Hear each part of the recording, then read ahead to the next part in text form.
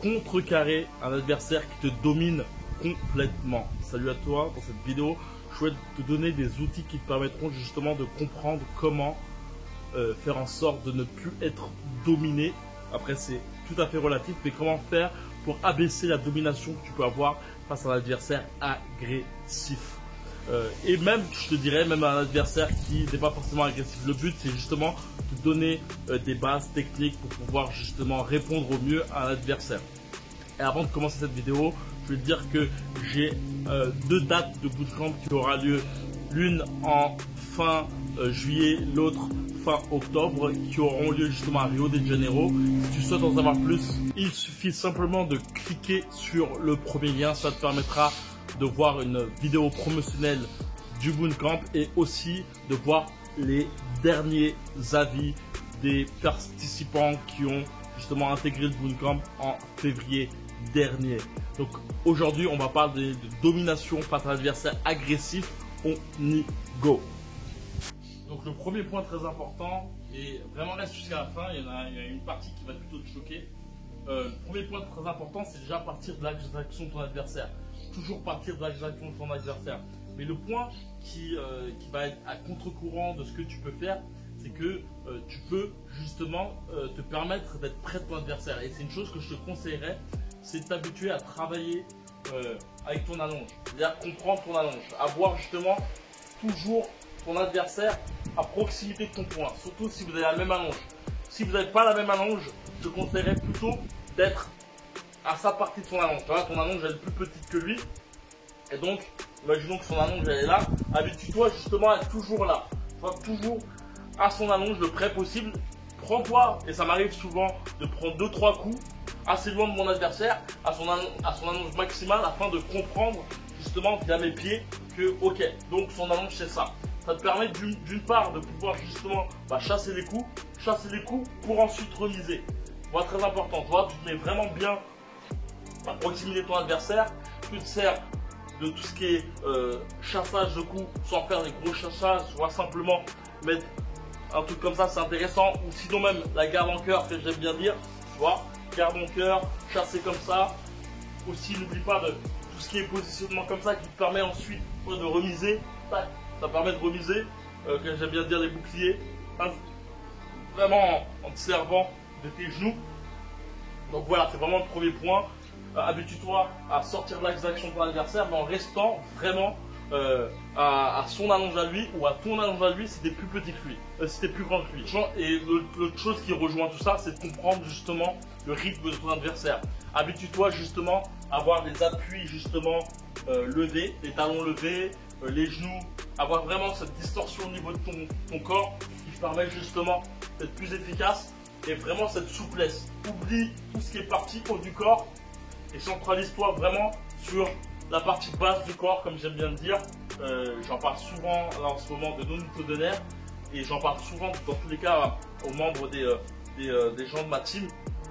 C'est que vraiment non-utodonaire a vraiment cette faculté justement à des pieds. En tout cas, il y a d'autres boxeurs, mais en tout cas c'est lui qui m'a beaucoup inspiré sur le fait vraiment d'avoir des pieds qui sont millimétrés. Tu vois, tout est basé sur ses pieds. Il faut vraiment te mettre en tête que tes pieds se fuient et se suivent, et l'autre aussi se fuit et se suit.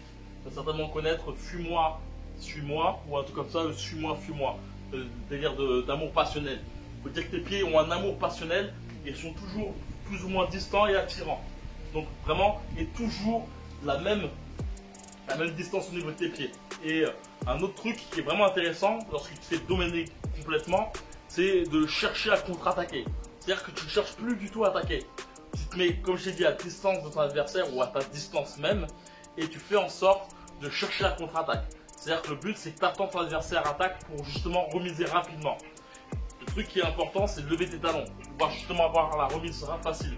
Ça peut aussi pareil de tes genoux pour pouvoir par exemple même te mettre rapidement en hypercut, boum, ou pareil, tac, tu vois, un overhead rapide, ou tu vois, tout ce qui est reculage, tout ça, etc. etc.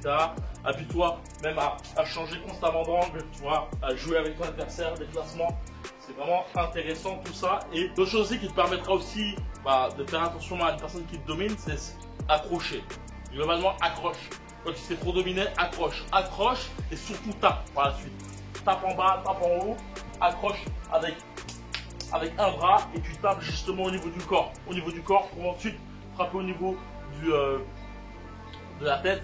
Tu peux, par exemple, là, ton adversaire se colle, tu peux frapper au niveau du plexus pour ensuite frapper au niveau de la tête comme a pu le faire justement Tyson Fury. Il avait beaucoup fait avec Deontay Wilder et Joshua se fait dominer par Vladimir Klitschko l'avait fait. C'est justement ce coup qui lui a permis justement de le mettre KO par la suite. Et pourtant, c'était une domination totale de Vladimir Klitschko. Tous ces points-là, le dernier point qui peut être choquant, c'est que des fois tu peux aussi, ralentir le rythme. C'est vraiment un point intéressant. C'est, comme j'ai pu le dire, le but, ce serait vraiment de rester comme un félin ou à ton allonge si tu as une allonge plus grande que ton adversaire, ou à l'allonge de ton adversaire si il y a une allonge plus que toi. Comme tu dis, le but quand ton adversaire a une allonge plus grande que toi, c'est de chasser les coups, chasser pour remiser rapidement. Et voilà, tu joues sur la contre-attaque, tu joues sur l'accrochage, et par la suite, c'est comme un jeu de poker. Il y a un petit moment avec un feeling, lorsque tu comprends bien ta boxe par la suite, et ben tu peux te permettre de ralentir le rythme. Et surtout en fait, comme je le dis souvent, tes pieds sont par rapport à tes poings.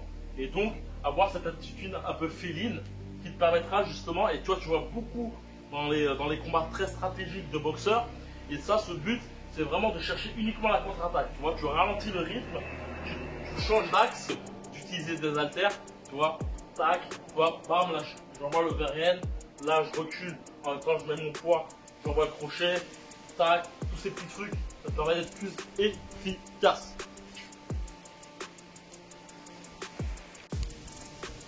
Donc comme j'ai pu le dire en début de vidéo, il y a un bootcamp qui aura lieu en fin juillet 2022, durant les grandes vacances. Si tu souhaites y participer, c'est dans la description, il suffit simplement de cliquer. Fin juillet, début août. J'ai une autre date qui aura lieu justement fin octobre, début novembre. Et tout se passe dans la description. Le but de ce bootcamp, c'est de te permettre de devenir un meilleur combattant. Surtout, j'ai pu entendre des personnes me disant que comment on pouvait faire pour partir au loin juste pour apprendre les bases. Le but, c'est on va plus loin que les bases. On va vraiment mouler ensemble ta boxe par rapport à ton attitude, ta façon d'être et ton corps. Et non pas, comme j'avais pu voir avec Rémi. D'ailleurs, à la fin de cette vidéo, je te montrerai justement le commentaire de Rémi après son entrée dans sa salle de boxe. Rémi est un boxeur très léger qui focalisait sa technique de boxe avec le style de Mike Tyson, ce qui ne l'allait pas.